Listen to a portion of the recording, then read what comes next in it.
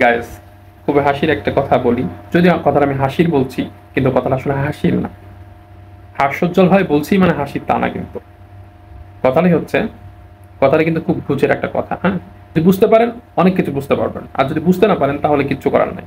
আর আমার কথাটি হচ্ছে, একটা কথা মনে রাখবেন, যার রাজনৈতিক বয়স যত বেশি, দুর্নীতির সঙ্গে তার সম্পর্ক তত বেশি। বাংলাদেশে বিগত যতগুলো দল ক্ষমতায় আসছে, এমন কোনো দলের এমন কোনো কর্মী নেই, একেবারে হাইকমান্ড থেকে শুরু করে তৃণমূল পর্যন্ত, যারা দুর্নীতির সাথে, জুলুম, নির্যাতন এগুলোর সঙ্গে সম্পৃক্ত ছিল না, চাঁদাবাজির সঙ্গে সম্পৃক্ত ছিল না। সুতরাং যাদের রাজনীতির বয়স যত বেশি, সব থেকে আকামগুলো তারাই করছে। আমরা ফ্রেশ একজন মানুষকে প্রতিনিধি হিসাবে গড়ে নিতে চাই, আমাদের আসনে বসাইতে চাই, জনগণের আসনে বসাইতে চাই। কে কোন দল করে, কে কোন দল থেকে নমিনেশন পাচ্ছে, এগুলোকে গুলি মারেন, সাইডে রাখেন।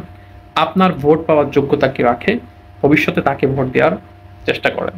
কার রাজনৈতিক বয়স কত বেশি, কার এক্সপিরিয়েন্স বেশি, এটা মাথায় রাখা যাবে না। কারণ রাজনীতির এক্সপিরিয়েন্স যার ভিতরে বেশি, দুর্নীতি, জুলুম, চাঁদাবাজির এক্সপিরিয়েন্স কিন্তু তাদেরই বেশি।